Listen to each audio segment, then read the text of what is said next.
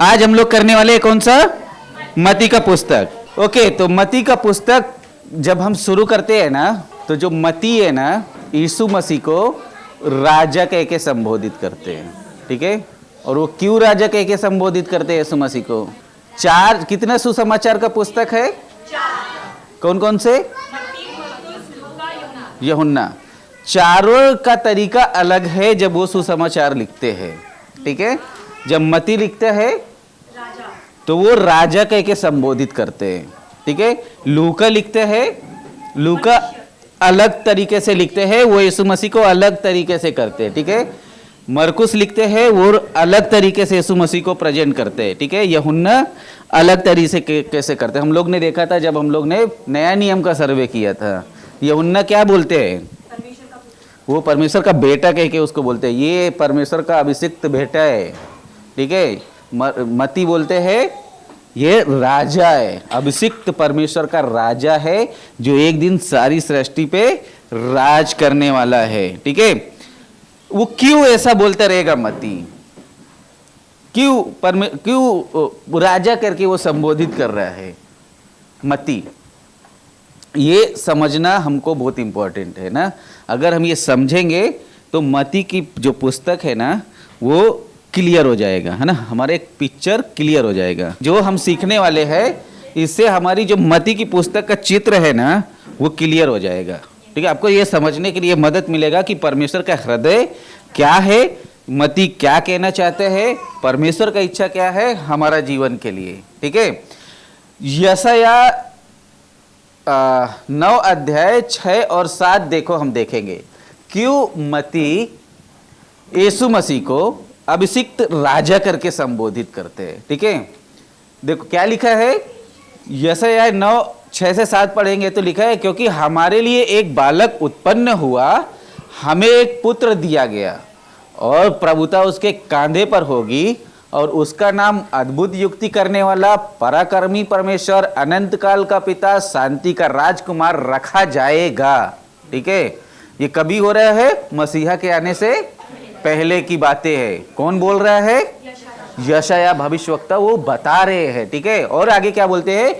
उसकी प्रभुता सर्वदा बढ़ती रहेगी, ठीक है, और उसकी शांति का अंत ना होगा, इसलिए वह उसको दाऊद की राजगद्दी पर इस समय से लेकर सर्वदा के लिए न्याय और धर्म के द्वारा स्थिर किया और संभाले रहेगा। सेनाओं के यहोवा की यही धुन के द्वारा यह हो जाएगा, ठीक है। तो मती पूरी स्पष्ट तरीके से ये बता रहा है हमको कि ये जो यीशु मसीह है ये एक अभिषिक्त राजा है, ये लोगों के द्वारा चुना गया राजा नहीं है, ठीक है। लोगों ने वोट डाल के मसीह को राजा नहीं बनाया है, ठीक है। ये या 100 लोगों ने इकट्ठा होकर उसको न्याय नहीं घोषित कर दिया कि चलो अब से ये राजा होगा, नहीं। ये मसीहा को आना था और यह स्पष्ट था कि जब वो आएगा तो वो राजा की तरह राज करेगा, ठीक है। मती बहुत सुंदर तरीके से हमको बताता है। जैसे जैसे हम आगे बढ़ेंगे हमारा चित्र जो है ना वो क्लियर होते जाएगा। और अगर आपको कुछ सवाल है, समझो जब सीख रहे हैं, अभी मैं बता रहा हूँ, तो आप उसको मार्क करो और फिर हम पूछेंगे सवाल तो अच्छा रहेगा, ठीक है। तो ये क्लियर है, यशाया क्या बता रहा है कि वो राजा है, राज करेगा, उसकी शांति का अंत नहीं होगा, सदा सदा काल के लिए वो स्थिर रहेगा, सेनाओं के यहोवा की धुन के द्वारा यह हो जाएगा। और हम बाइबल से देखो आगे के रेफरेंस देखेंगे, यशाया 32 का 1 देखो क्या लिखा है। देखो एक राजा धर्म से राज करेगा, एक राजा धर्म से राज करेगा और राजकुमार न्याय से हुकूमत करेगा। समझ गए? बोल रहा है यशाया कि जो राजा आने वाला है वो हुकूमत करने वाला है, वो राज करने वाला है, क्योंकि उसको परमेश्वर ने भेजा है, ठीक है। वो किसी मनुष्य, अगेन वो किसी मनुष्य के द्वारा, किसी लोगों के द्वारा, भीड़ के द्वारा उसका नियुक्तिकरण नहीं हुआ है। उसको नियुक्त किसने किया है? परमेश्वर ने, खुद उसके पिता ने उसको भेजा है। किस लिए? संसार में राज करने के लिए। इर्मिया देखो, इर्मिया जी क्या बोलते हैं उनके बारे में। यिर्मयाह 23 का 5 पढ़ेंगे तो लिखा है, यहोवा की यह वाणी है, देख ऐसे दिन आते हैं जब मैं दाऊद के कुल में एक धर्मी अंकुर उगाऊंगा। किसके राज में? दाऊद के राज में। और जब हम मती का पुस्तक पढ़ते हैं तो उनका वंशावली कैसा शुरू होते हैं? आप बाइबल फॉलो करो तो आपको समझेगा। मैं स्टेप बाय स्टेप एक एक अध्याय से हम लोग जाने वाले हैं। क्या लिखा है एक का एक में? अब्राहम की संतान, दाऊद की संतान। यिर्मयाह क्या बोल रहे हैं? दाऊद के कुल से एक धर्मी अंकुर उगाऊंगा। दाऊद के वंशज से, दाऊद के पीढ़ी दर पीढ़ी से मैं मसीहा को लेके आने वाला है। ये कभी हो गया? तभी मसीहा का जन्म भी नहीं हो गया, है ना? परमेश्वर ने पहले से ठहराया। और क्या लिखते हैं? वह राजा बनकर बुद्धि से राज करेगा। अभी समझ में आ रहा है मती यीशु मसीह को राजा क्यों घोषित कर रहे हैं? क्यों वो राजा बोल रहे हैं कि यीशु मसीहा राजा है ना? हम जब बाइबल पढ़ेंगे तो देखेंगे चैप्टर बाय चैप्टर, हर एक चैप्टर में जब मती बोल रहे हैं तो वो राजा कह के ही उसको संबोधित कर रहे हैं, ठीक है? और अपने देश में न्याय और धर्म से प्रभुता करेगा। न्याय ने, यीशु मसीह ने किसी का पक्षपात किया? धर्म से और न्याय कौन करेगा? आने वाला मसीहा, है ना? यिर्मयाह हमको बता रहा है जो मसीहा आएगा वो धर्म से न्याय करेगा और वो दाऊद के घराने से होगा, ठीक है? जकरिया देखो क्या बोलते हैं, 9 का 9 पढ़ेंगे तो लिखा है, हे सियोन बहुत ही मगन हो, हे यरूशलेम जय जयकार कर, क्योंकि तेरा राजा तेरे पास आएगा। वह धर्मी और उद्धार पाया हुआ है, वह दीन है और गदहे पर वरन गदही के बच्चे पर चढ़ा हुआ आएगा। अब समझो, अभी हम जैसा जैसा मती में पहुंचेंगे ये वचन क्लियर होएगा। यीशु मसीह गधी पे चढ़ के कहां जाते हैं? यरूशलेम। कहां लिखा है? जकरिया ने बताया उसके बारे में। क्या बताया? वो दीन होगा, वो गदही के बच्चे पे चढ़ के प्रवेश करेगा। किसके बारे में बता रहे हैं? वो कहां, कौन होने वाला है? वो मसीहा, वो राजा, वो जो संसार में राज करने वाला है, जिसका राज कभी हिलेगा नहीं, कभी डगमगाएगा आएगा नहीं। तकलीफें आएंगी, सताव आएंगे, उसका राज्य था, है और युगान युग रहेगा। पिछला बाइबल जब से समय को बताती है लगभग मसीहा से 1800 साल बताती है ना? उसके बाद मनुष्य की उत्पत्ति है वो 1800 साल और अभी 2500 साल, टोटल 4000 लगभग साल हो गया। और ये बातें सच है, ये बातें हिली नहीं है। क्यों? क्योंकि ये स्वयं परमेश्वर खुद के बारे में खुद बता रहे हैं लोगों का इस्तेमाल करके, ठीक है? फिर देखो जकरिया 14 के 9 में क्या बोलते हैं? तब यहोवा सारी पृथ्वी का राजा होगा। और मालूम है धरती का पहला राजा कौन था? शाऊल। वेरी गुड, शाऊल राजा था, पहला राजा। और तब परमेश्वर ने क्या बोला था इजराइलियों को? कि कोई अब तुम्हारा राजा ना होगा, मैं तुम्हारा राजा हूंगा। और लोगों ने बोला नहीं, हमको एक दिखने वाला राजा मांगते हैं, हमको दिखने वाला। तब परमेश्वर ने शाऊल को राजा बनाया, लोगों के दबाव में, लोगों की मांग में परमेश्वर ने नियुक्त किया। लेकिन क्या यिर्मयाह पहले ही हमको बताते हैं क्या? तब वो सारी पृथ्वी का राजा होगा, ठीक है? और उस दिन एक ही यहोवा और उसका नाम भी एक ही माना जाएगा। और इसके लिए पौलुस का पत्री में हम पढ़ते हैं कि हर एक घुटना और हर एक जुबान अंगीकार करेगी आने वाले समय में। हम समझ गए? इसलिए मती का जब हम पुस्तक पढ़ते हैं तो हमको बताते हैं कि यीशु राजा है, ठीक है? इसमें कंफ्यूजन या कुछ ऐसी बातें नहीं है, ठीक है? क्लियर?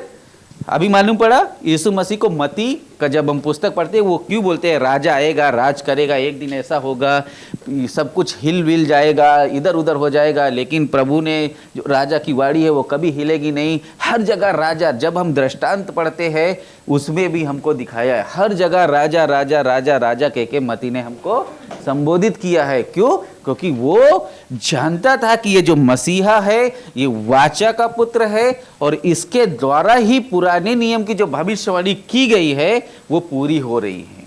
बहुत सारे उदाहरण थे बट मैंने कुछ हम अब समझने के लिए मैंने रखा है। तो अभी किसी को डाउट है यीशु मसीह को मती राजा क्यों बोल रहा है?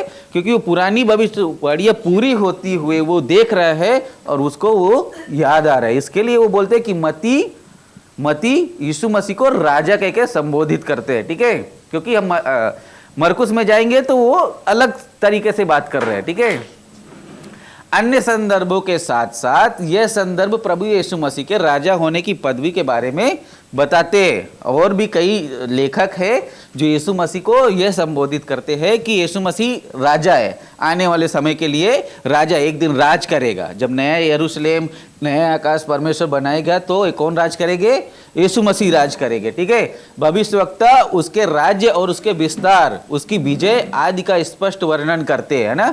जो अभी हम लोग ने देखा कौन आने वाला है, कहाँ से आने वाला है और कैसे आने वाला है, उसमें कुछ संदेह की बातें हैं, कुछ संदेह की बातें हमको मिली उसमें नहीं। आप इससे भी ज्यादा आप जब बाइबल पढ़ेंगे तो आपको समझेंगे। यह सुसमाचार विशेष एक यहूदी जाति के लिए लिखा गया था।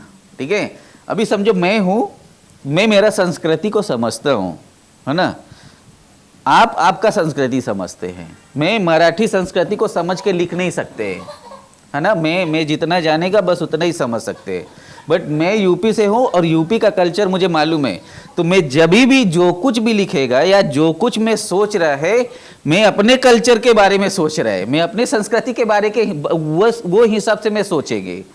तो मती खास तौर से वो यहूदियों के लिए लिख रहा है। और वो क्यों यहूदियों के लिए लिख रहा है खास तौर से? क्योंकि मती एक खुद यहूदी था। ठीक है, वो जूइश था, है ना, बाइबल बताती है, वो आगे हम लोग देखेगा मती के बारे में। ठीक है, वो एक खास तौर से यहूदियों के लिए लिख रहा है क्योंकि दाऊद जो था वो एक यहूदियों के पीढ़ियों से वो आया था। ठीक है, और इसलिए उसको मालूम था जब एक दिन ये शास्त्र पढ़ा जाएगा तो ये जो यहूदी और फरीसी है उनको ये स्पष्ट समझ मिलेगा कि यीशु मसीह ही राजा है इस संसार का। समझ गए? यीशु मसीह के अलावा कोई और राजा नहीं है जो राज करने वाला है ना। उसकी राजकीय वंशावली का वर्णन पहले अध्याय से किया जाता है ना। हम लोग ने पढ़ा है, वंशावली पढ़ा है, अब्राहम से दाऊद तक कितनी पीढ़ी? अब्राहम से दाऊद तक 14 पीढ़ी। ये कौन बताते हैं? सिर्फ मती का पुस्तक में मिलते हैं हमको, इतना डिटेल हमको मती बताते हैं। ठीक है, और दाऊद के बाद, दाऊद से बेबीलोन को जब बंदी गए, हम लोग देखा था ना बेबीलोन का इमारत के बारे में, वहां से वहां तक की 14 पीढ़ी थी, एक के बाद एक के बाद एक के बाद एक के बाद एक के बाद एक पीढ़ी, 28 पीढ़ी। उसके बाद बेबीलोन हमने देखा, नबूकदनेस्सर ने हमला किया, यरूशलेम में बंदी बना ले गया और मलाकी खत्म होते तक कुछ एजरा और नेहमाया ने छुड़ाया। हम लोग ने देखा था 3 वापसियों के बारे में, वहां तलक 14 और पीढ़ी, 14 14 14 28 14 30 42 पीढ़ियों का मती उल्लेख करते। आपको यूहन्ना में नहीं मिलने वाला है, आपको मरकुस में नहीं मिलने वाला है। ठीक है, क्यों ये दे रहा है? ठीक है, देखो आज हम हमारी पीढ़ी को कितना पीढ़ी तक याद करें, लेकिन मती हमको 42 पीढ़ियों का रहस्य बताते हैं। और जब ये हम वंशावली पढ़ते हैं ना, तो मालूम है यीशु मसीह कहाँ से आते हैं? वो एक ऐसे घराने से, एक ऐसी पीढ़ी से आ रहा है, एक ऐसी पीढ़ी से आ रहा है जो परमेश्वर का वादा किया हुआ है। वो हर एक भविष्यवाणी को पूरा, हमने पढ़ा अब्राहम से दाऊद तक 14 पीढ़ी, दाऊद से बंदीगृह तक, बेबीलोन का बंदीगृह तक 14 पीढ़ी, बंदीगृह से मसीहा के जन्म तक 14 पीढ़ी। समझ गए? तो यीशु मसीह ऐसा घराने से आया और हम भी वैसा घराने से आए हैं। लेकिन मती जो है हमको समझने के लिए वो एक क्लियर पिक्चर हमको दे रहा है कि हम कहाँ से आए हैं, हमारा खानदान क्या है। आज हम एसी, एयर कंडीशन, ये सब जगह उद्यम उद्यम पदार्थ, लेकिन हमारा खानदान उधर से ही है जहाँ से मसीहा आया है। आगे हम और पिक्चर इसका क्लियर करेंगे, ठीक है। इस सुसमाचार को उद्देश्य पहले ही पद में मिल जाते हैं ना, जैसे हम लोग ने देखा अब्राहम से दाऊद, दाऊद से बेबीलोन, बेबीलोन से फिर मसीह का जन्म, ठीक है। मत्ती सुसमाचार यीशु मसीह की वंशावली की पुस्तक है जो अब्राहम और दाऊद का पुत्र बताते हैं। यह कथन यीशु मसीह को दो महान वाचाओं से जोड़ते हैं, ठीक है। मत्ती की पुस्तक है जो हमको दो महान वाचाओं से जोड़ते हैं, है ना। वो वाचा कौन कौन सी है? जिसे परमेश्वर ने दाऊद से किया था और अब्राहम से किया था। दाऊद से परमेश्वर ने क्या वादा किया था? तुम्हारे घराने से। यिर्मयाह ने क्या बताया था? यहोवा की यह वाणी है, देख ऐसे दिन आते हैं जब मैं दाऊद के कुल से एक धर्मी अंकुर उगाऊंगा और वह राजा बनकर बुद्धि से राज करेगा। यह परमेश्वर का वादा था यीशु मसीह के लिए, ठीक है। वो हमको बताते, ये एक प्रतिज्ञा थी, एक वादा था परमेश्वर का। दूसरा वादा इब्राहिम के साथ क्या था हमारा? परमेश्वर ने इब्राहिम के साथ हमारे साथ क्या बांधा था वाचा? अब्राहम को जब इब्राहिम किया कि तू राष्ट्रों का पिता बनेगा, तेरे द्वारा, सबसे मुख्य बात, तेरे द्वारा जातियां आशीष पाएंगी। दाऊद के घराने से मसीहा आएगा, अब्राहम से हमको आशीष मिलेगा। ये दो प्रतिज्ञाएं हम देखते हैं। देखो सामुएल का पुस्तक में क्या लिखा है, 7 से 8 और 13, इसमें बहुत सारा रेफरेंसेस है ताकि हम पिक्चर क्लियर कर पाए, ठीक है। इसलिए अब तू मेरा दास दाऊद से ऐसा कह। कौन बोल रहे हैं? यहोवा बोल रहे हैं, ठीक है। सेनाओं का यहोवा यो कहता है कि मैंने तो तुझे भेड़शालाओं से और भेड़ बकरियों के पीछे पीछे फिरने से इस मनसा से बुला लिया कि तू मेरी प्रजा इजराइल का प्रधान हो जाए, ठीक है। और जहां कहीं तू आया गया, वहां वहां मैं तेरे संग रहा और तेरे समस्त शत्रुओं का तेरे सामने से नाश किया है। फिर मैं तेरे नाम को पृथ्वी पर के बड़े बड़े लोगों के नाम के समान महान करूंगा और मैं अपनी प्रजा इजराइल के लिए एक स्थान ठहराऊंगा और उसको स्थिर करूंगा कि वह अपने ही स्थान में बसी रहेगी और कहीं चलायमान ना होगी और कुटिल लोग उसे फिर दुख ना देने पाएंगे जैसे कि वो पहले कहते थे। वरन उस समय से भी जब मैं अपनी प्रजा इजराइल के ऊपर न्यायी ठहराता था और मैं तुझे तेरे समस्त शत्रुओं से विश्राम दूंगा। यहोवा तुझे यह बात भी बताता है कि यहोवा तेरे घर बनाए रखेगा, ठीक है। परमेश्वर किससे वादा कर रहा है? दाऊद से। इतना प्रॉमिस कर रहे हैं दाऊद से, है ना। और जब तेरी आयु पूरी हो जाएगी और तू अपने पुरखाओं के संग सो जाएगा, तब भी मैं तेरे निज वंश को तेरे पीछे खड़ा करके उसके राज्य को स्थिर करूंगा। तेरे नाम का घर वही बनवाऊंगा और मैं उसकी राजगद्दी को सर्वदा स्थिर करूंगा। परमेश्वर ने किसको वादा किया था? दाऊद को। क्या होएगा? दाऊद का कहानी अगर आप सामुएल का पुस्तक पढ़े हैं, हमने देखा था सर्वे में, दाऊद का बुढ़ापा का टाइम आते है और उसकी जगह पे एक दूसरा राजा बन के बैठ जाता है अपने मन से, उसको कोई नियुक्त नहीं करते है। और दाऊद को खबर लगती है, दाऊद क्या करते हैं? वो जाके अपने बेटे सुलेमान को राजा बनाते हैं उधर। क्यों? क्योंकि परमेश्वर ने वादा किया था कि तेरे घराने से, है ना, कि दाऊद को ही हम लोग कभी कभी सवाल करते, दाऊद से ही क्यों, कुमारी से ही क्यों, है ना। अब्राहम के साथ परमेश्वर के क्या वाचा थी? देखो उत्पत्ति 12:3, जो तुझे आशीर्वाद दे मैं उसे आशीर्वाद दूंगा और जो तुझे कोसे मैं उसे श्राप दूंगा और भूमंडल के सारे कुल तेरे द्वारा आशीष पाएंगे। ये परमेश्वर के साथ वाचा थी, ये अब्राहम के साथ वाचा थी, माफ करना, समझ गए। इसके लिए आज हम लोग अब्राहम को क्यों बोलते हैं वो हमारा विश्वास का पिता है? क्योंकि परमेश्वर ने जैसा यीशु मसीह को आशीष दिया था, अधिकार दिया है कि जो कोई उस पर विश्वास करेगा उसको अनंत काल का जीवन मिलेगा। पुराना नियम में बोलते हैं जो तुझे आशीष देगा मैं उसे आशीष देगा, जो तुझे श्राप देगा मैं तुझे श्राप देगा। समझ गए? देखो कितना खूबसूरती से दाऊद का पुत्र क्या था, दाऊद का पुत्र एक दिन राजा बना, राजगद्दी पे बैठा, क्योंकि मसीहा को आने का था, ठीक है। लेकिन अब्राहम का पुत्र को क्या किया? बलिदान। समझ सकते हैं? दाऊद का पुत्र राजा बना, अब्राहम का पुत्र बलिदान। मत्ती सुसमाचार का आरंभ एक राजा के जन्म से होते हैं, जैसे हमने पढ़ा है अभी, और अंत उसके किससे होते हैं? हमको क्या दिखाते हैं? दाऊद का वाचा और अब्राहम का वाचा दोनों आके उसमें पूरा होते हैं। दाऊद का बेटा राजगद्दी पे बैठा, अब्राहम का बेटा बलिदान हो गया, और यीशु मसीह में आके ये दोनों वाचाएं पूरी होती है। प्रॉमिस, वाचा अगर नहीं समझ रहा है तो प्रॉमिस, दोनों प्रॉमिस पूरी होती है आके। यीशु मसीह राजा भी बना और वो बलिदान भी हो गया। समझ गए? इसके लिए मत्ती क्यों दाऊद की संतान, अब्राहम की संतान से वंशावली चालू करते हैं, ताकि जो यहूदी है, जो यहूदी जाति है, जो यहूदी ट्राइब है, वो समझ सके कि यीशु मसीह ही परमेश्वर है, उनको कोई डाउट ना रहे। इसके लिए वो पूरा वंशावली लिखते हैं, एक के बाद एक के बाद एक के बाद एक के बाद, और यहां से यीशु मसीह आते हैं, है ना। मत्ती ने यहूदियों को हर प्रकार से समझाकर संतुष्ट करने की कोशिश की है ना।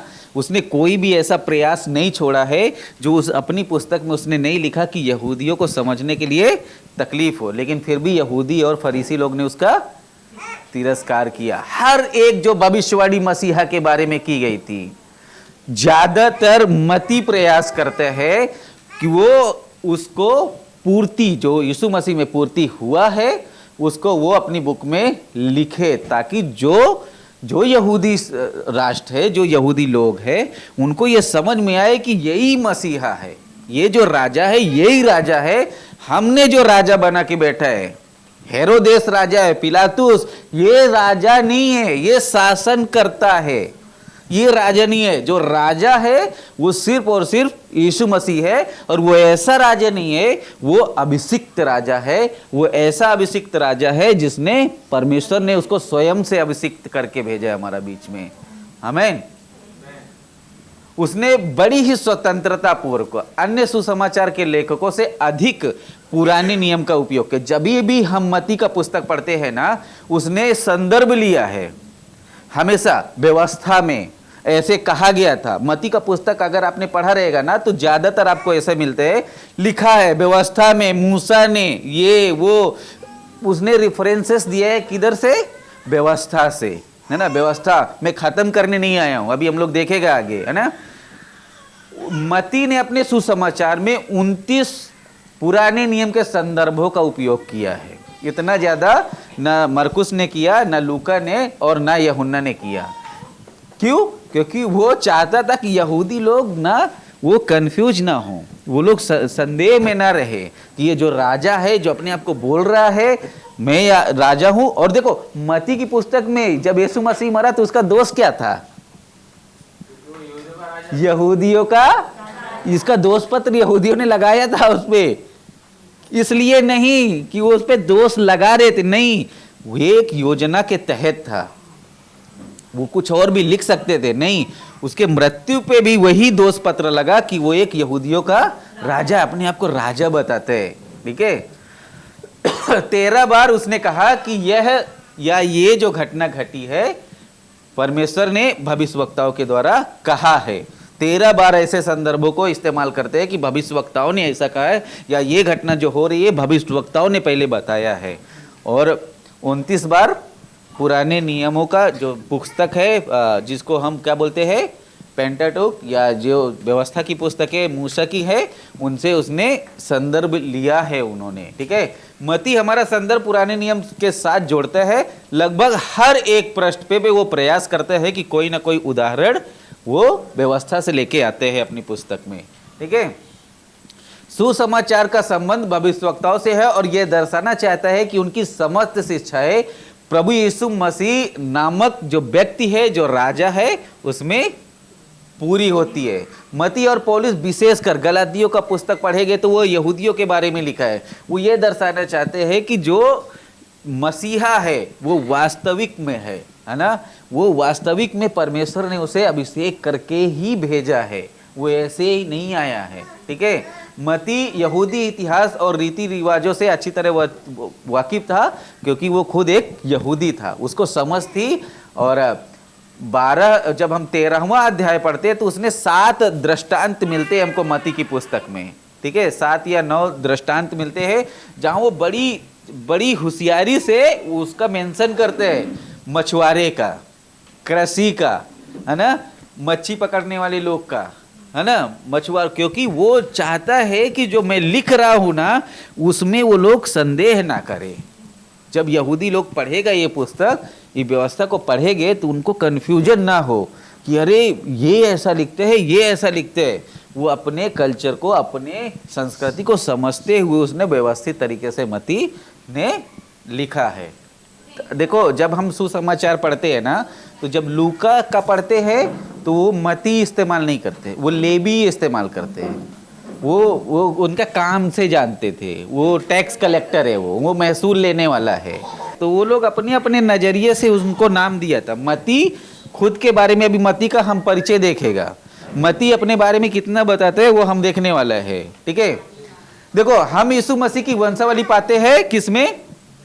मती की पुस्तक में। ठीक है, पूरी व्यवस्थित वंशावली पाते हैं शुरू से लेके अंत तक। ठीक है, बैतलहम से उनका जन्म, दाऊद के नगर का वर्णन और मीका की भविष्यवाणी भी पाते हैं। मीका की भविष्यवाणी में भी देखो लिखा है क्या, हे बैतलहम एफ्राता, यदि तू ऐसा छोटा है कि यहूदा के हजारों में गिना नहीं जाता है ना। क्या बैतलहम इतना छोटा था और उसको लोग तुच्छ समझता था, है ना, और फिर भी मीका ने भविष्यवाणी किया था क्या, कि तू हजारों में गिना नहीं जाते है, तू तुच्छ है, तू छोटा है, तेरी कोई गिनती नहीं है, वैल्यू नहीं है। फिर भी क्या होएगा, तो भी तुझ में से एक मेरे लिए एक पुरुष निकलेगा जो इजराइलियों में प्रभुता करने वाला होगा, और उसका निकलना प्राचीन काल से वरन अनादिकाल से होता आया है। और मसीहा का जन्म किधर से होता है? मीका बताते हैं उसके बारे में, समझ गए? तो मसीहा का जन्म चमत्कारी रूप से नहीं हुआ है, कोई दो बिजली कड़कने से उसका नहीं हुआ है जन्म। ठीक है, वो प्लान के तहत, परमेश्वर की योजना के तहत मसीह का जन्म हुआ है, ये हम अभी तक देखा है। ठीक है, ये बेस है, ये मती की पुस्तक नहीं है। अभी मती की पुस्तक में हम घुसने वाले हैं, पहले मैं बेस सेट कर रहे हैं ताकि जो राजा है वो राजा के बारे में हम समझ के चले गए तो हमको कंफ्यूजन नहीं होएगा, है ना। देखो, यूहन्ना बपतिस्मा देने वाले की जो भविष्यवाणी थी उसने मलाकी ने किया था, देखो मैं एक दूत को भेजेगा पहले, और यूहन्ना का प्रचार क्या था, अपनी मार्ग सीधी करो, एक पुकारने वाले की आवाज सुनाई पड़ रही है। उसने नाम लेके प्रचार किया। उसने यीशु मसीह को जब देखा, जब उसने बोला ये मसीहा है, उसने बोला नहीं, प्रभु का मेमना है जो बलि होने वाला है। वो सिर्फ एक दूत था जो मसीहा का संदेश लेके आया था। उसने ये बताया हमको कि मसीहा तुम्हारे बीच में है, पश्चाताप करो, अपने मन को फिराओ, क्योंकि अब जो राजा राज करने वाला है वो कुछ करने से नहीं करने वाला है, वो अब तुम्हारे मन के फिराने से तुम उसके राज्य में जाओगे। समझ गए? अब बलिदान बकरे के चढ़ाने से तुम राज्य में प्रवेश नहीं करने वाले। अब राजा यहां है, और राजा यहां है मतलब आपको हृदय का परिवर्तन चाहिए अगर राजा के राज्य में तुमको प्रवेश करना है। और इसलिए यूहन्ना बोलते हैं, एक पुकारने वाले की आवाज सुनाई दे रही है, उबड़ खाबड़ मार्ग सीधा करो। और उसके बारे में मीका लिखते हैं, सिर्फ यीशु मसीह के बारे में नहीं लिखते हैं, समझ गए? यूहन्ना के बारे में भी भविष्यवक्ताओं ने लिखा है कि उसका जो दूत है यूहन्ना, जो 6 महीने पहले जन्मा। अभी एक पिक्चर क्लियर है कि यीशु मसीह को परमेश्वर ने भेजा और वो परमेश्वर का अभिषिक्त है। अब देखो जो बुक के बारे में हम लोग पढ़ रहे हैं वो बुक का नाम क्या है? ओके, तो अब ये मती के पुस्तक के बारे में पढ़ रहा है और मती लेखक है ये पुस्तक का, है ना। और मती कौन था? महसूल ले रहा था और उधर चौकी पे बैठा था। यीशु मसीह ने क्या बोला? आजा, और उसने सब कुछ छोड़ छाड़ के उसके पीछे हो लिया। समझ गए? वो कहीं मंदिर में मिला उसको, स्कूल में मिला उसको, वो महसूल ले रहा था, कलेक्ट कर रहा था ना। और मती का अर्थ क्या है? देखो, परमेश्वर का वरदान। और बस मती अपने बारे में इतना ही बताते हैं कि मैं एक जूइस है, मुझे लोग महसूल लेने वाला बोलते हैं, मेरा रियल नाम मती है, और इससे ज़्यादा हम उसके बारे में नहीं पढ़ते हैं।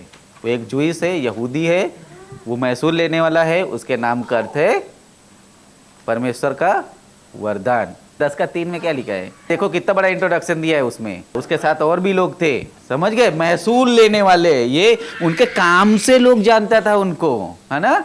लूका की पुस्तक में जब जाएंगे तो वो बोलते हैं ये महसूल लेने वाला है, ठीक है। वो मती नहीं बोलते हैं, वो लेवी बोलते हैं, लेवी, ठीक है। तो ताकि हम समझ सके कि ये कौन सा कल्चर और कैसा लिखा गया है, ठीक है। तो ये मती का इंट्रोडक्शन है। वो एक मती है, महसूल लेने वाला है, और उसके नाम का अर्थ है परमेश्वर का वरदान, ठीक है। और वो एक यहूदी है। तो ये मती के बारे में पिक्चर क्लियर हो गया। अब ये बताओ मसीह यीशु का जन्म कुमारी से ही क्यों होना था? उत्पत्ति 3 में क्या भविष्यवाणी की थी? क्यों कुमारी से ही क्यों होना था उसको? देखो, मती 400 साल का जो खामोशी था ना, मती उसको समाप्त करते हैं, ठीक है। मलाकी की भविष्यवाणी और यीशु मसीह के जन्म की घोषणा के बीच पाया जाता है क्या? 400 साल का अंतर, ठीक है। इजराइल वो टाइम पे हम लोग ने देखा था किसके अंतर्गत आता था? रोमी साम्राज्य के अधीन था, ठीक है। हेरोदेस इजराइल का राजा नहीं था, वो राज्यपाल था, ठीक है। शासन कौन कर रहा था? रोमी लोग कर रहा था, और रोमी को एक कर्मचारी समझ लो, है ना। वैसा था कौन? हेरोदेस राजा, ठीक है। लेकिन यहूदियों का राजपाल, ठीक है, वो राजपाल एक पोस्ट है, अब नेकपाल, ये वकील सब होता है, वैसा एक पोस्ट था उसका, ठीक है। किसका? हेरोदेस का, ठीक है। रोम के साम्राज्य के द्वारा नियुक्त किया गया था। वास्तव में यदि कोई व्यक्ति दाऊद के सिंहासन पर बैठने का अधिकार होता तो वह केवल बढ़ई यूसुफ था, जो मरियम का, अगर हम वंशावलिश देखते हैं तो उसका हकदार कौन था? वो गद्दी पे बैठने के लिए यूसुफ था। लेकिन यूसुफ नहीं बैठ सकता था। क्यों? क्योंकि अगर यूसुफ राजगद्दी पे बैठता तो यीशु मसीह कभी संसार का राजा नहीं हो सकता था, वो राजगद्दी पे बैठ नहीं सकता था। क्योंकि जो यूसुफ था ना, वो एक पाप की श्रृंखला से चला आ रहा था, ठीक है। प्रैक्टिकली वो एक पाप के वंशज से आ रहा था, और परमेश्वर ने उसका रास्ता ही बंद कर दिया था कि तेरे घर से कोई राजगद्दी में बैठेगा ही नहीं। क्या लिखा है? यकुन्याय जो उनकी पीढ़ी का परदादा था, उसके वंशज से कोई राजगद्दी पे नहीं बैठ सकता है। किसने बोला था? परमेश्वर ने बोला था, क्योंकि उसने विद्रोह किया था परमेश्वर के खिलाफ। और इसलिए यूसुफ से अगर यीशु मसीह शारीरिक रूप से आते तो वो राजगद्दी पे बैठने के लायक ही नहीं होते, क्योंकि परमेश्वर ने पहले वादा कर चुका था, तेरे कन्या, तेरा घराने से कोई राजगद्दी में बैठेगा ही नहीं। वो श्राप की पीढ़ी से आ रहा था, समझ गए।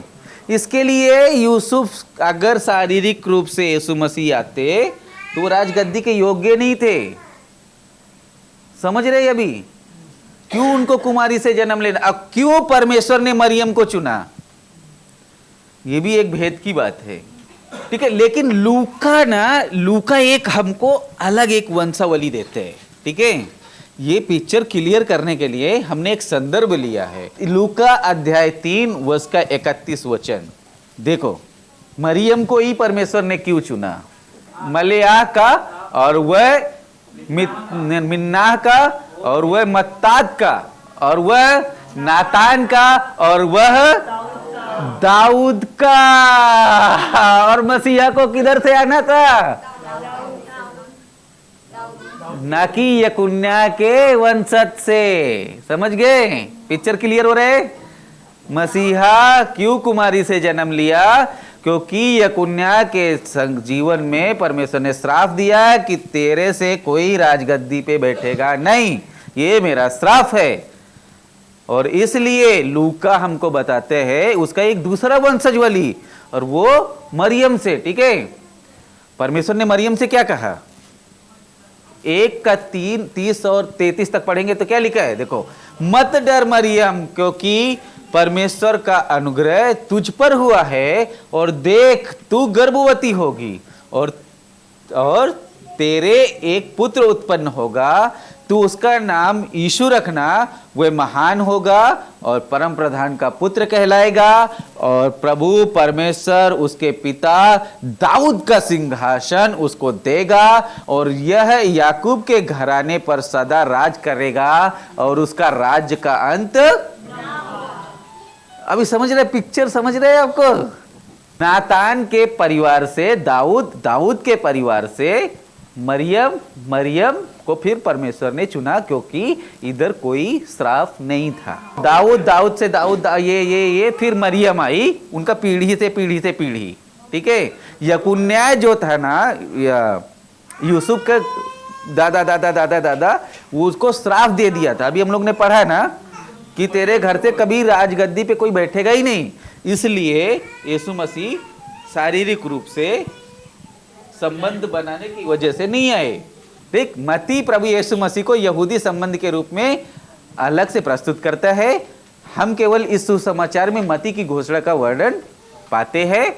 मत्ती 15 का 24 क्या बोलते हैं? इजराइल के घराने की खोई हुई भीड़ों को छोड़ में किसी और के पास नहीं भेजा गया। यीशु मसीह को सिर्फ एक मकसद से भेजा गया था, इजराइल के लिए। बट आज सुसमाचार हमारे तक पहुंचा है। हम अन्य जाति है, हम जूस है, हम यहूदी है। क्यों हम तक सुसमाचार पहुंचा? क्यों आज हम सुसमाचार के भागी क्यों हैं? क्यों हम तक यीशु मसीह का सुसमाचार पहुंचा है? क्योंकि वचन बोलते हैं इजराइल के घराने को की खोई हुई भेड़ों के अलावा किसी और के पास नहीं जाना। और यीशु मसीह जब अपने चेलों को 2-2 करके भेजता है, तभी भी वो बोलते हैं कि इजराइल के अलावा किसी और घर में ना जाना। वो लोग स्वीकार नहीं करे तो तेरा पैर झाड़ देना, उन ऐसा वो खुल्ला बोलते हैं यीशु मसीह। क्यों? अभी आगे हम देखेगा उसको। ठीक है, बट इजराइल के लोगों ने उसका तिरस्कार किया। यूहन्ना 1:11 बताते हैं कि वो अपनों के बीच आया और अपनों ने उसको ग्रहण, और इसके लिए दरवाजा सबके लिए खुल गया। समझ गए? अपनों के बीच आया, अपनों ने उसे ग्रहण नहीं किया। यीशु मसीह ने वही किया हमारे साथ। वो अपनों के बीच आया, अपनों ने ग्रहण नहीं किया। लेकिन आगे पढ़ेंगे तो वो बोलते हैं जितनों ने उसे ग्रहण किया उन्हें बेटा और बेटी होने का अधिकार दिया परमेश्वर ने। भाई, मैं और आप, हम एक ऐसा राज घराने से आते हैं ना जिसका कुछ अंत नहीं है। हमारा राज्य घराने का अंत नहीं होने वाला है। हम सूबी शैमुल का प्रचार सुना है ना, जो लोग पैसा के पीछे गया, परमेश्वर से दूर चला गया, वो लोग पानी में बह गया, उनका नामो निशान नहीं है। लेकिन जो परमेश्वर के पीछे चला, परमेश्वर को जाना, आज उनका नाम पढ़ते हैं हम लोग बाइबल में, उनकी कहानियां पढ़ते हैं बाइबल में। परमेश्वर के वचन में मत्ती की पुस्तक का 40वां स्थान है। इसके लिए परमेश्वर का वचन में, परमेश्वर की व्यवस्था में उसका 40वां स्थान है। 40वां सिर्फ ऐसे ही नहीं है, समझ के? उसका भी एक रहस्य है। 40 नंबर हमेशा जांच का विषय रहा है बाइबल में। 40 दिन वर्षा हुई, 40 दिन यीशु मसीह परीक्षा में गया, 40 दिन सिनाई पर्वत पे था, 40 दिन यीशु मसीह उपवास और प्रार्थना परीक्षा में था वो, फिर 40 दिन, 40 साल जंगल, 40 साल इजरायली। और देखो ये 40 के बाद राजा आ चुका उनके बीच में, और इजरायली अभी भी संघर्ष कर रहे हैं। समझ गए? मसीहा आने वाला था, परमेश्वर ने वादा किया, परमेश्वर ने उसको भेज दिया, और अभी भी इजरायली उसको ठुकरा रहे हैं। हमको तेरा जरूरत नहीं है। ठीक है, बाइबल की 40वीं पुस्तक में इजराइल अब भी अस्थायी है, परख है, कुछ लेना देना नहीं, अपने हिसाब से वो लोग जीवन जी रहा है, यहूदी शासन में है, यीशु मसीह को वो लोग परमेश्वर मान नहीं रहा है, वो लोग उसको तिरस्कार कर रहे हैं। ना ही सिर्फ उसको राजा मानने से वो इनकार करते हैं, बल्कि वो लोग बोलते हैं ये उद्धार करता भी नहीं है। वो लोग अभी भी उद्धार करता आएंगे, हमको उद्धार देंगे, उद्धार करता भी नहीं स्वीकार रहे और उसको राजा भी नहीं स्वीकार कर रहे। अच्छा, इतना चिन्ह चमत्कार देखने के बाद कौन लोग विश्वास नहीं करेगा उस पे? हाँ, लेकिन समझो कितना हृदय कठोर हुआ रहेगा, परमेश्वर ने कितना हृदय कठोर किया रहेगा। वे कभी कभी सोचते हैं क्यों, ताकि जो भविष्यवाणी की गई थी यीशु मसीह के बारे में, शायद वो लोग उसको राजा मान लेता तो यीशु मसीह को क्रूस पे नहीं चढ़ाते, और जो यशायाह, यिर्मयाह, ये वो सब भविष्यवाणी किया था वो पूरी नहीं होती, है ना। ताकि जो आज हम ये व्यवस्था पढ़ रहे हैं उनके लिए नहीं, आज जो हम ये व्यवस्था पढ़ रहे हैं हमको डाउट ना हो, हमको संदेह ना हो इस बात पे कि यीशु मसीह ही उद्धार करता है और यीशु मसीह ही संसार का राजा है। समझ गए? वो उनके लिए नहीं, ये हमारे लिए लिखा गया, ये हमारे लिए भविष्यवाणियां पूरी की गई है। ठीक है। मत्ती 6:31 क्या बोलते हैं? उस समय से यीशु मसीह चेलों को, मत्ती का 16:21 ना, उस समय से यीशु मसीह अपने चेलों को बताने लगा, अवश्य है कि मैं यरूशलेम को जाऊं और पुरनियों और प्रधान याजक और शास्त्रियों के हाथ से बहुत से दुख उठाऊं और मार डाला जाऊं और तीसरे दिन। यीशु मसीह जब प्रचार करने लग गए और तो अपने मरने की भी घोषणा कर रहे कि मैं एक दिन मरूंगा, प्रधान याजक पकड़ेंगे, मुझे मार देंगे और फिर मैं तीसरे दिन जी उठूंगा। समझ गए? तो ये कुछ अलौकिक नहीं था, ये कोई एक्सीडेंट नहीं हुआ था। समझ गए? ये कोई बिजली कड़कने से नहीं आए, बिजली कड़की और यीशु मसीह प्रकट हो गए। समझ गए? ये परमेश्वर की योजना के तहत था। ठीक है। अब हम शुरू करते हैं मत्ती की पुस्तक। ठीक है। राजा के आगमन के बारे में हम लोग सुनेगा। ठीक है। मत्ती रचित सुसमाचार मसीह परमेश्वर के अभिषिक्त जन का, अभिषेक किया हुआ जन का सुसमाचार है ना। हमने मीका देखा तो वापस पढ़ने की जरूरत नहीं है, हम चाहिए तो हम पढ़ लेते हैं। हे बैतलहम, हे एफ्राता, जो तू छोटा है, तुम में से एक यहूदा निकलेगा जो राज करने वाला है। हमने देखा इसको गहराई से, है ना। वापस देखने का जरूरत है हमको। ठीक है। यशायाह का भी हमने पढ़ा, है ना। ठीक है। तो यीशु मसीह का आगमन मत्ती, अभी हम लोग 1 अध्याय में है, तो 1 अध्याय खोल के रखिए मत्ती का। ठीक है। मीका की भविष्यवाणी। ठीक है। और फिर देखो, अब ये भविष्यवाणी मत्ती हमको बता कैसे रहा है पूरा होएगा। ठीक है। मत्ती अध्याय 2 वचन 1 में क्या लिखा है? हेरोदेस राजा के दिनों में जब यहूदियों के बैतलहम में यीशु मसीह का कहां जन्म हुआ? यहूदियों के किसका जन्म हुआ? यीशु मसीह का। ये सब भविष्यवाणी पूरी हुई ना, हो रही है। ये सब भविष्यवाणी पूरी हो रही है। ये सब भविष्यवाणी पूरी हो रही है। जो हम लोग ने देखा ये सब पूरी हो रही है, हो रही है। इधर कुछ डाउट है?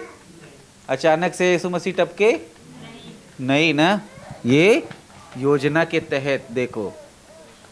ठीक है। हेरोदेस राजा के बारे में अभी हमने पढ़ा कि वो राजा नहीं था, वो राजपाल था। ठीक है। वो रोमी साम्राज्य के अधीन था। और जब यीशु मसीह पैदा हुआ तब क्या हुआ था मालूम है? पहला क्रिसमस के बारे में सारा पहिलौठों को मार दिया गया था। सुसमाचार का आरंभ एक ऐसे समय से नहीं होता है। ठीक है। सुसमाचार कभी आपने सुना है ऐसे एक दिन बिजली कड़क रही थी, ऐसा सुसमाचार आया, ऐसा फैल गया, फिर ये हो गया, जैसे हम लोग जनरल कहानियां सुनते हैं, वो सिर्फ कहानी है ना। बट कहाँ सच्चाई किधर है? इधर है। जो हम लोग पुराना भविष्यवक्ता लोग बोला यीशु मसीह किधर पैदा होने वाला है, कैसा पैदा होने वाला है, अब मत्ती में हम पढ़ते हैं कि वो हेरोदेस राजा यहूदियों में बैतलहम में यीशु मसीह का जन्म हो गया। इसमें कुछ संदेह है किसी को? यीशु मसीह के जन्म का विवरण कैसे मिलते हैं हमको?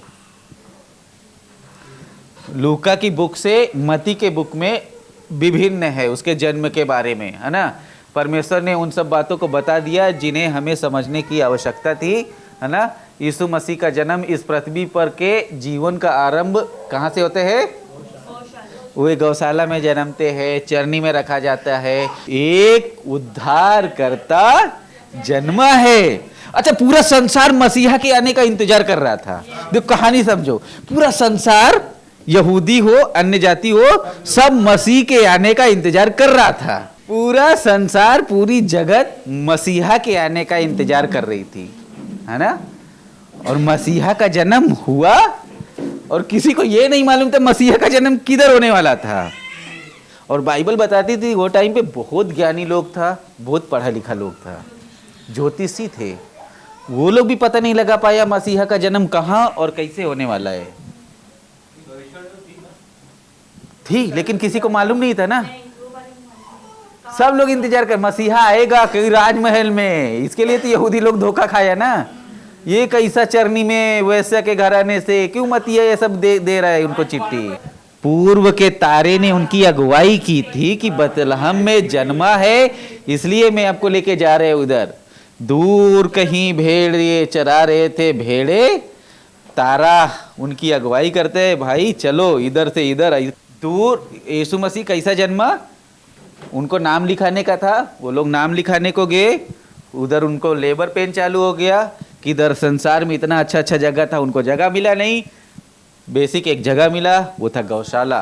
क्यों? क्योंकि भविष्यवाणी हुआ था पहले, ठीक है। गौशाले में जन्म होते हैं, रखते हैं उसको चरनी में। अब मसीहा आ गया, देखो संसार का राजा आ गया संसार में। किसी को मालूम नहीं संसार का राजा किधर है। अब देखो दुनिया का जो मेन आदमी था आया और किसी को मालूम नहीं है, और ताकि भविष्यवक्ताओं ने बताया, लिखा वो बैतलहम से आएगा, कहाँ जन्मेगा और कैसा जन्मेगा। समझ दुनिया के, और वो टाइम बाइबल बताती बहुत विद्वान लोग था, बहुत ज्ञानी लोग था, वो लोग भी उसका पता नहीं लगा पाया। आखिर में तारा को आना पड़ा चरवाहों के पास, और चरवाहों को लेके जा रहे हैं। भाई इधर रुका, हाँ इधर देखा, अरे मसीहा है, वाह। और वो लोग करता क्या है उसके साथ, वो लोग चढ़ावा चढ़ाते, वो लोग चढ़ावा चढ़ाते, सोना लोभान, उसको लोभान चढ़ा रहे, सोना चढ़ा रहे। और बस इतने ही नहीं, दुनिया के विद्वान लोग बाइबल बताते, वो लोग बाय डाउन किया उसको, घुटने टेके। और इसका पूर्ण किधर हो रहे, पौलुस लिखते हैं कि एक दिन हर जुबान और हर घुटना मसीहा के सामने झुकेगा। उसका ये रिफ्लेक्शन है, उसका वो चित्र है जो पौलुस हमको लिखते हैं। ऐसे ही पौलुस हमको नहीं लिखते हैं, समझ गए। तो हर एक चीज से संबंधित है जो पवित्र शास्त्र में लिखा है। समझे यीशु मसीह के विवरण के बारे में। यीशु मसीह का वंशावली क्या था, उसका भाई थे, हमने देखा है ना। बहन का जिक्र नहीं है, शायद बहन भी होंगी, माता पिता उसको सब कुछ था ना। यीशु मसीह की वंशावली हम पाते हैं, मती की, लूका भी बताते हैं, मती भी बताते हैं। हम इन दो वंशावली में हम क्यों जोर दे रहे हैं, क्यों हम इनको समझ रहे हैं, क्यों हम रुचि रख रहे हैं इन वंशावली में। कौन सी, जो लूका ने दिया, और दूसरा जो मती हमको दे रहा है, ठीक है।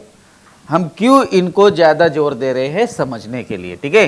क्योंकि ये यीशु मसीह के संपूर्ण जीवन को बताते हैं। इनके अलावा यूहन्ना इतना जोर नहीं देते हैं उनके वंशावली पे, मरकुस का बुक इतना जोर नहीं देते हैं उनके वंशज के बारे में, और ना ही इतना विस्तार से वो बताते हैं मसीह यीशु के लाइफ के बारे में, ठीक है।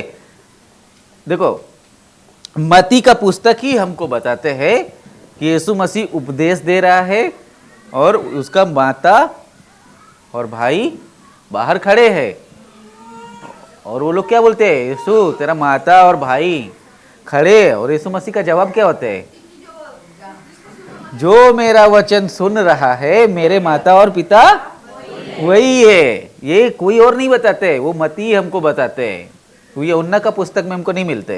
तो मती हमको और बताते हैं मरियम के बारे में भी, और लूका हमको बताते हैं मरियम के बारे में, और मती हमको बताते हैं ये दो वंशज के बारे में हमको बताते हैं। तो हमारा पिक्चर क्लियर होता है कि मसीहा कैसे आने वाला था और क्यों आने वाला था और क्यों वो कुमारी से जन्म लेने वाला था। ठीक है। मती का अध्ययन में हम क्या पाते हैं?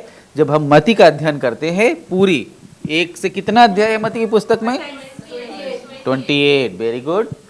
28 पुस्तक जब हम पढ़ते हैं तो हम क्या अध्ययन पाते हैं मसीहा के बारे में? देखो, एक राजा का नाम क्या होगा? इमैनुअल। और इमैनुअल का मतलब क्या था? गॉड विथ अस, परमेश्वर हमारे साथ है। हम पाते हैं कहाँ? एक अध्याय वचन 23 में, जैसा हम उसका वो करते हैं ना, कहाँ पैदा होएगा? बैतलहम में, है ना। इसलिए उसको बैतलहम, नासरत, यीशु नासरी क्यों बोलते हैं उसको? वो नासरत से आते हैं, है ना, बैतलहम से आते हैं, है ना। राजा की घोषणा कौन किया था? यूहन्ना बपतिस्मा दाता ने किया था। क्या किया था घोषणा? प्रभु का मार्ग तैयार करो, सड़की सीधी करो, आपके रास्ते टेढ़े मेढ़े है भैया, सीधा कर लो। राजा का अभिषेक के बारे में कौन हमको बताते हैं? मती बताते हैं भाई। मती का पुस्तक पढ़ रहे तो मती ये बताएंगे हमको। ठीक है। वो क्या बोलते हैं? यह मेरा प्रिय पुत्र है जिससे मैं अत्यंत प्रसन्न हूँ। और ये भविष्यवाणी कहाँ हुई? जब उसने बपतिस्मा लिया यर्दन नदी पे। ठीक है। राजा का सम्मान के बारे में क्या होते हैं? तू प्रभु अपने परमेश्वर को प्रणाम कर और केवल उसी की उपासना कर। जब 40 दिन के परीक्षा के बाद यीशु मसीह आते हैं, शैतान 3 और परीक्षाएं करते हैं और उसमें से वो प्रभु का सम्मान करते हैं। यीशु मसीह क्या सम्मान करते हैं? तू अपने प्रभु के अलावा किसी और को दंडवत नहीं करना। शैतान उसको चाहता था कि वो आसान रास्ते से उसको राज्य दे दे, लेकिन यीशु मसीह ने उसको क्या किया? ठुकरा दिया। राजा की उद्घोषणा के बारे में हम कहाँ पढ़ते हैं? वह अपना मुंह खोलकर उन्हें उपदेश देने लगा। वह अधिकारियों के समान नहीं, परंतु वह अपना मुंह खोलकर उन्हें यह उपदेश देने लगा। वह अधिकारियों के समान उन्हें उपदेश देता था। लिखा है, मन फिराओ यीशु मसीह। देखो कितना अधिकार के साथ उन्होंने, वो चाहे दृष्टांत दिए हो या पहाड़ी उपदेश दिए हो, अधिकार के साथ, है ना। एक आदमी 2 जन की सेवा नहीं कर सकते। उन्होंने ये नहीं बोला कर सकते हैं लेकिन थोड़ा टाइम निकाल के, नहीं कर सकते। उन्होंने अधिकार के साथ उन्होंने दिया है। ठीक है। राजा का स्वामित्व भाव, मतलब उसकी स्वयं की प्रशंसा। जो मेरे साथ नहीं वो मेरे विरोध में है, और जो मेरे साथ नहीं बटोरता वो बिखरता है। यीशु मसीह ने बोला खुद के बारे में। ठीक है। राजा के शत्रु के बारे में हम लोग, उसका जब विरोध होने वो प्रचार करने लग गए, उसका विरोध के बारे में हम लोग पढ़ते हैं मत्ती 16 का 21 में। ठीक है। राजा के प्रेम के बारे में हम लोग क्या पढ़ते हैं? मनुष्य का पुत्र इसलिए नहीं आया कि उसकी सेवा टहल की जाए, परंतु इसलिए आया कि आप सेवा टहल करें और बहुती के छुड़ौती का कारण बने। प्राण दे, छुड़ौती का कारण बने, प्राण दे। आप किसकी छुड़ौती का कारण बन रहे हो? आप सोचो जरा। आपके द्वारा किसी एक का उद्धार हुआ है क्या? किसी एक के जीवन में आप इस्तेमाल हुए हैं क्या? अब जाके थोड़ा घर में सोचिएगा जरा। यीशु मसीह आए हमारा सेवा के लिए, हम हैं लोग का सेवा के लिए, ये अपनी सेवा के लिए नहीं ना। आप ये बात पे विचार कीजिए, आपने अपने जीवन से किसका उद्धार का कारण बने हो? ये अपने आप से सवाल पूछो कि आप कम से कम 4 साल मसीह हो, 5 साल मसीह हो, 10 साल मसीह हो, आप किसके उद्धार के कारण बने हो? किसकी सेवा के कारण बने हो? ये गंभीर सवाल है। ठीक है। यीशु मसीह आए सेवा टहल करने के लिए। उनको जरूरत नहीं था किसी को पैर धोने का, जरूरत था राजाओं के राजा को पैर धोने का जरूरत था नहीं, उसको सेवा टहल करना चाहिए, है ना। राजा की महिमा कहाँ हम देखते हैं? राजा की महिमा, जब मनुष्य का पुत्र अपनी महिमा में आएगा तब राजा उनमें से कहेगा हे मेरे पिता के धन्य लोग, आओ उस राज्य के अधिकारी हो जाओ जो जगत के आदि से तुम्हारे लिए तैयार किया था। राजा की महिमा को हम देखेंगे, वो हमारे बारे में बात कर रहे हैं। जितने उसको जितने उसको स्वीकार किए, जितने उसके पीछे चले, जितने उसके बताए हुए रास्ते पे चले, वो बोलते हैं आओ मेरी महिमा में तुम शामिल हो जाओगे। ठीक है, राजा का बलिदान है ना, तब उन्होंने उसे क्रूस पर चढ़ा दिया और उसका दोष पत्र उसके सिर पर लगा दिया। और क्या दोष पत्र लिखा? वो यहूदियों का राजा है, उसका दोष पत्र था, और वो सच का राजा था वो, है ना। और राजा की विजय किधर देखते हैं? वो मृत्यु में से जी उठते हैं। 28 अध्याय बताते हैं कि वो चेलों को दिखा 2 बार, जिसने उसको छेदा मारा था उसने उंगली भी डाल के देखा, 5000 के सामने प्रकट हुआ, है ना। और अंत में लिखा है वो लोग के सामने प्रकट, उनको एक महान आज्ञा भी उन्होंने उनको दिया। ठीक है, मती ही ज्योतिषों के आगमन के बारे में बताते हैं। ठीक है, मती के अलावा कोई और पुस्तक हमको ये नहीं बताता है कि यीशु मसीह का जन्म हुआ और तारों ने उसकी अगुवाई किया, ज्योतिषों ने जाके कुछ किया उसके लिए। सिर्फ मती उसका उल्लेख करते हैं। किधर भी हम बाइबल पढ़ते हैं ना, अभी डैनियल के टाइम पे पढ़ेंगे ना, तो जो राजा था ना वो रखते थे ज्ञानी लोग को। वैसा जो पुराने लोग थे ना, वो जो ज्ञानी लोग होते थे ना, उनको रखते थे अपने पास। ठीक है, तो वो राज्य में जो ज्ञानी समझदार लोग होते थे उनको राजा लोग अपना पास रखता था स्पेशल काम के लिए। तो मरकुस, लूका और यूहन्ना ज्योतिषों के आगमन के विषय में कुछ नहीं कहते, वो उसका उल्लेख नहीं करते हैं, क्योंकि वे एक राजा के जन्म के बारे में उल्लेख नहीं कर रहे थे। वो एक प्रभु के पुत्र, मनुष्य के पुत्र, ऐसे वो लोग उल्लेख कर रहा था, इसलिए वो ज्योतिषों का उल्लेख नहीं किया है। इस समय समस्त विश्व के महान व्यक्ति राजा की प्रतीक्षा कर रहे थे, जो हमने पहले ही सीखा है ना, कि राजा कहाँ होने वाला है, कैसे होने वाला है, उसके बहुत सारे रेफरेंसेस है। बट आपके समझ के लिए आपको एक पिक्चर मिला कि यीशु मसीह का जन्म कैसे हुआ और क्यों हुआ और क्यों होना जरूरी था उनको, किस कारण की वजह से। परमेश्वर के राज्य की घोषणा हम कहाँ पाते हैं? अध्याय 3 से 16 अध्याय में परमेश्वर का राज्य कैसा होगा, उसके लोग कैसे होंगे, परमेश्वर के राज्य का संविधान क्या है, उसका मंत्रिमंडल क्या है, कौन कौन लोग उसके अधिकारी होंगे, वो सब हम पाते हैं 3 अध्याय से 16 अध्याय के बीच में। आपने मत्ती का पुस्तक पढ़ा, परमेश्वर के मंत्रिमंडल के बारे में पढ़ा है क्या? उसका राज्य में कैसा लोग होना चाहिए उसको वो पढ़ा है आपने? परमेश्वर का भी एक मंत्रिमंडल था। ठीक है, यूहन्ना बपतिस्मा देने वाला इस पुस्तक के वास्तविक संदेश को खोलना आरंभ करता है और वह यहोवा के सेवक मसीह का परिचय करता है। वो आने वाला है, किस तरह बताते हैं? 3 अध्याय 3 का 2 क्या बोल रहे हैं यूहन्ना? क्या प्रचार था उसका? मन फिराओ क्योंकि स्वर्ग का राज्य निकट है। नीचे क्या लिखा है उसके? ये वही है। कौन? देखो अभी इधर का इधर हम पिक्चर क्लियर करेंगे। मलाकी 3 का 1, यशायाह 40 का 3।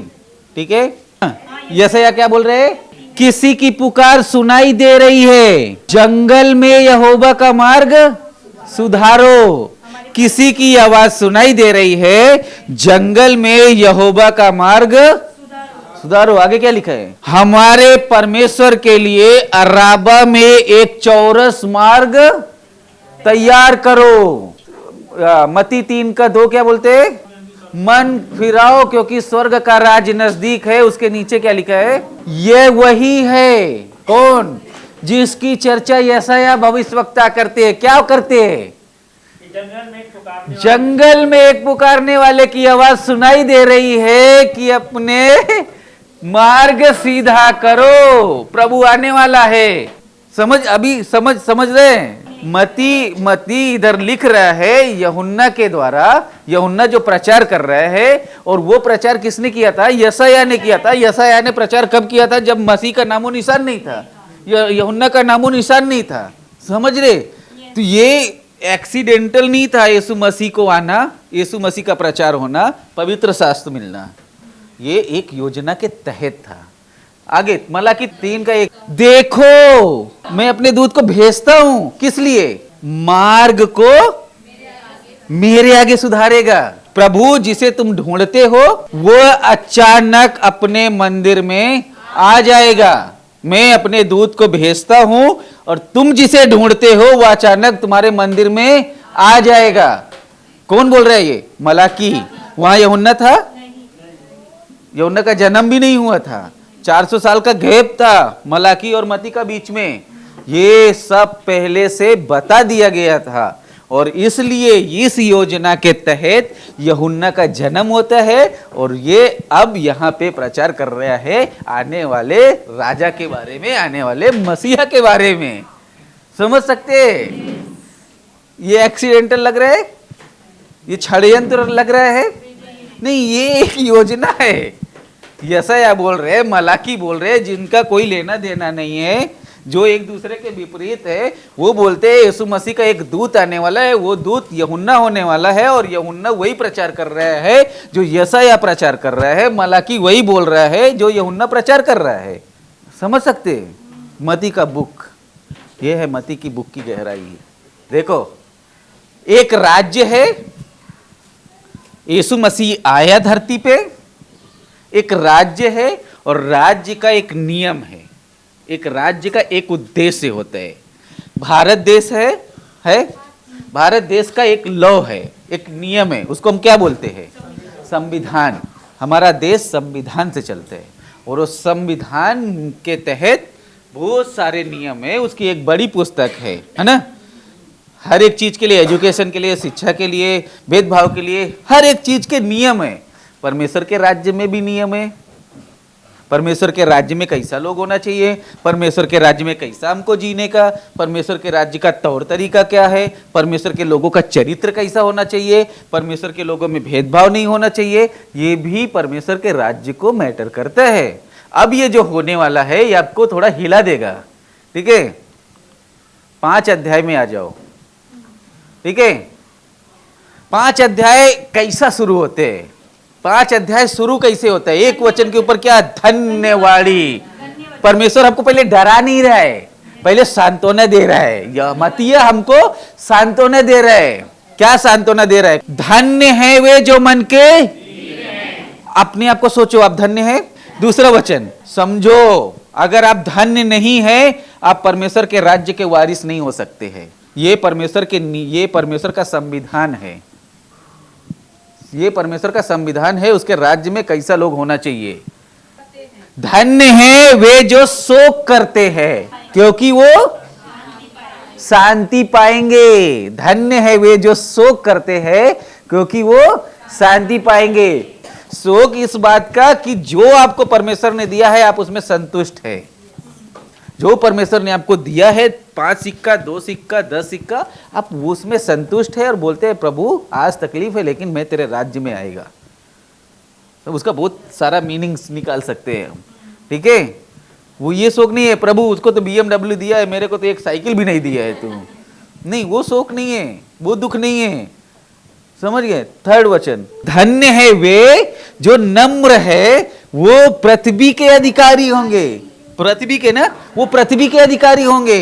मैं सिर्फ सिखा नहीं रहे, मैं वो जीवन मतलब मैं भी आपके इस रेडी में है। ठीक है, हमको ये परमेश्वर का लॉ है, ये परमेश्वर का नियम है, ये परमेश्वर का संविधान है। समझिए, ये हल्के में नहीं ले सकते। ठीक है, ये ऐसा नहीं है कानून हमको देख नहीं रहा, हम कुछ भी कर सकते हैं। लेकिन एक न एक दिन हम देखते हैं ना क्राइम पेट्रोल में, मर्डर आज करेगा 2 साल के बाद पकड़ा जाते हैं, कुछ ना कुछ होते हैं। लेकिन परमेश्वर देखते हैं, परमेश्वर से छुप नहीं सकते हम। ये परमेश्वर का संविधान तोड़ नहीं सकते हम। आगे पढ़ो।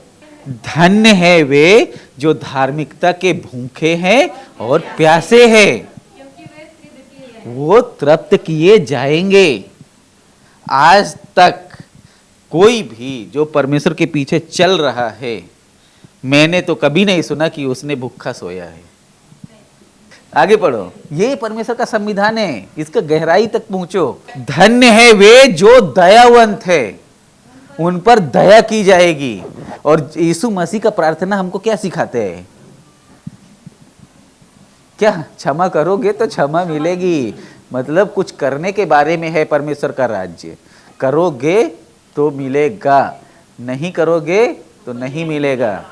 मांगोगे तो मिलेगा, खटखटाओगे तो खोला जाएगा, ढूंढोगे तो पाओगे। अब वो गया, बलि चढ़ाया, पाप क्षमा नहीं, अब राज्य है बीच में, अब राज्य है, अब राज्य में हम है, राज्य का अधिकारी हमारा बीच में है, समझ गए। अब नहीं चलेगा, करने वाला पाप तब होएगा, अब सोचने वाला पाप आ गया है, सोचा तो व्यभिचार किया, क्योंकि राजा इधर है, न्यायकर्ता इधर है, समझ गए। आगे पढ़ो।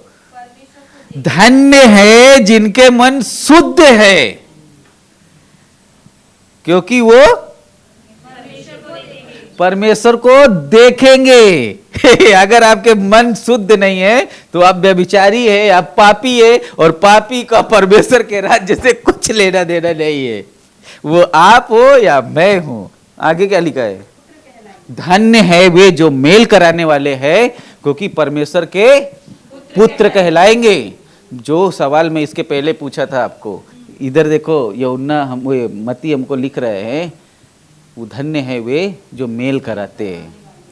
तो अपने आप के बारे में सोचो, और अब सोचो कि आप परमेश्वर के साथ आप कितने लोग का मेल कराए हो। क्या लिखा है, उसका प्रतिफल क्या होएगा? परमेश्वर के पुत्र बनना है, परमेश्वर का बेटा और बेटी बनना है, परमेश्वर का राज्य का वारिस बनना है, परमेश्वर के राज्य में रहना है, नए यरूशलेम, नया आकाश देखना है, तो सुसमाचार देना पड़ेगा। बिना सुसमाचार के, अब मैं नहीं बोल रहे ऐसा, परमेश्वर का वचन ऐसा बोल रहे हैं, वो परमेश्वर के पुत्र कहलाएंगे जो मेल कराने वाले हैं। जो इनके मन दीन है वो परमेश्वर को देखेंगे, जिनको जो क्षमा करते हैं, ये है वो है, ये धन्यवादियाँ हैं। अंत में लिखा है 13 वचन में, धन्य है वे जो धार्मिकता के कारण,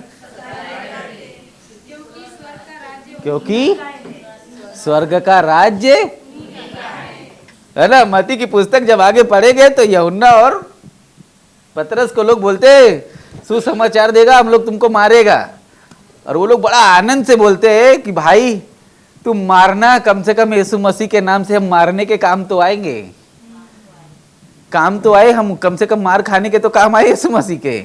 इतना आनंद से वो लोग कैसे बोल सकते हैं, मेरे को कभी समझ में नहीं आया। लेकिन उनको ये धन्यवादी है कि धन्यवादी की वैल्यू, परमेश्वर के राज्य का वैल्यू उनको मालूम था, उनको समझ था। वो पहले पढ़े लिखे नहीं थे चेले, लेकिन उनको समझ था। आगे, धन्य हो तुम जब मनुष्य मेरे, मतलब यीशु मसीह के नाम की वजह से सताया जाए। यीशु मसीह के नाम से जब आप सताए जाते हो तो बोलते हैं तुम धन्य हो। झूठ बोले, तुम्हारी निंदा करे, तुम्हारे विरोध में सब तरह की बातें करे, है ना, फिर क्या बोलते हैं अंत में प्रतिफल उसका, तब आनंद करना, क्योंकि तुम सताए इसलिए नहीं जाते कि तुम अमित हो, तुम सताई इसलिए जाते हो कि तुम सच्चा सुसमाचार लेके चलते हो। तुम सच्चे परमेश्वर जो राजा राज्य करने वाला है इस संसार में, उसके पीछे चलते हो।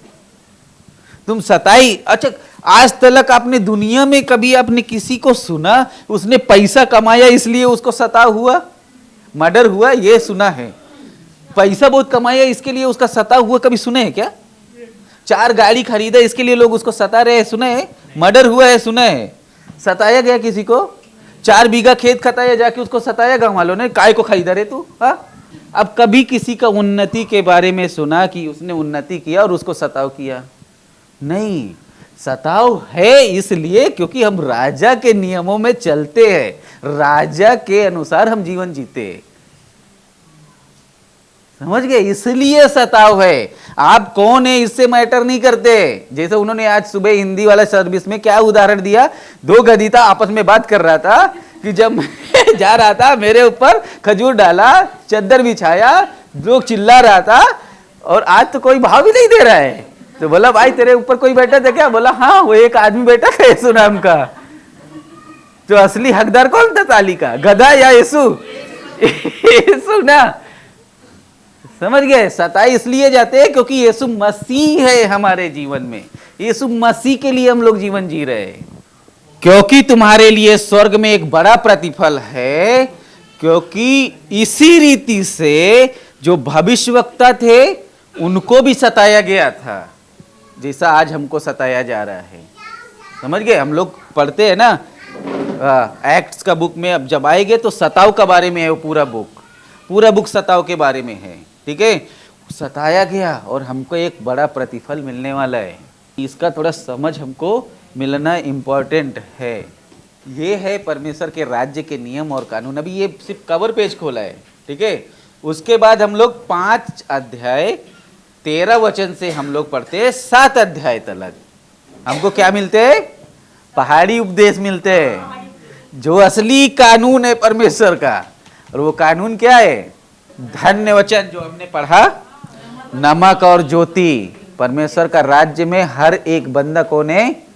नमक और ज्योति है। ये पढ़ो, प्लीज पढ़ो इसको।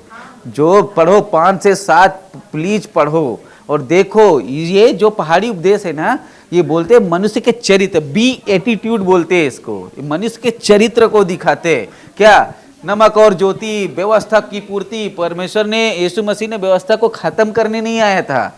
मत्ती 5:17 बोलते वो व्यवस्था को पूरा करने आया था। जो भविष्यवाणी हुई थी उसको पूरा कर रहे हैं यीशु मसीह। वो खत्म कर रहे नहीं ना, वो पूरा कर रहे हैं। क्रोध के बारे में शिक्षा दिया है, क्रोध मत करो, जलन मत करो, बेविचार मत करो, लालच मत करो, झूठी शपथ मत खाओ, बदला ना लो, शत्रु से प्रेम करो। दुनिया का सबसे मुश्किल काम है दान के बारे में। गुप्त में दे दो, ऐसा मुट्ठी बंद करके। ये मायने नहीं रखते आप कितना देते हैं, ये मायने रखते हैं आप तरीके से कौन सा देते हैं।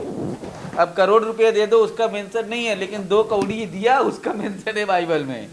समझ गए? तो आप हल्ला गुल्ला करके करोड़ों देंगे, 1 रुपए का भी कीमत नहीं है उसका। राख के सामान भी कीमत नहीं है। राख भी आखिर निनवे के लोग के सर पे डाल के वो पश्चाताप के काम में आया था। समझ सकते हैं? लेकिन आप गुप्त में देंगे तो गुप्त में आपको उसका प्रतिफल भी मिलेगा। प्रार्थना के बारे में हमको सिखाते हैं परमेश्वर के लोग किस तरह प्रार्थना करना चाहिए, उसमें कैसा जीवन जीना चाहिए। प्रभु की प्रार्थना को पाते हैं। फिर उपवास के बारे में, ठीक है। लेकिन बाइबल का उपवास हमको एक अलग दिशा में लेके जाते हैं। ठीक है, उपवास हमको कैसा करने का वो हमको बाइबल बताते हैं। ठीक है, तो प्लीज पढ़ो। स्वर्ग का धन, उसका बारे में बाइबल हमको बताते हैं। उसका वैल्यू कितना है? 2 स्वामी, धन और पैसा और परमेश्वर का सेवा नहीं कर सकते।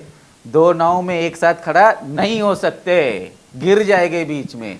चिंता, बहुत चिंता होते है ना हमको भविष्य का।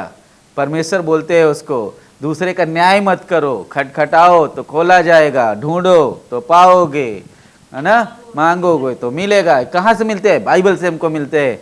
स्वर्णिम नियम, गोल्डन रूल जिनको हम बोलते हैं, वो बाइबल से मिलते हैं हमको। सकरा मार्ग के बारे में परमेश्वर हमको बताते हैं। परमेश्वर का राज्य चौड़ा मार्ग का नहीं है, परमेश्वर का मार्ग सकरे मार्ग के लिए है। झूठे भविष्यवक्ता आएंगे, वो लोग तुमको कैसा बरगलाएंगे, वो परमेश्वर का राज्य के नियम में लिखा है। ठीक है, पेड़ और उसके प्रतिफल के बारे में केवल कहने वाले नहीं परंतु उस पर चलने वाले बनो, बुद्धिमान और मूर्ख। ये सब बातें हमको कहाँ मिलते हैं? ये पहाड़ी उपदेश में मिलते हैं 5 से 7।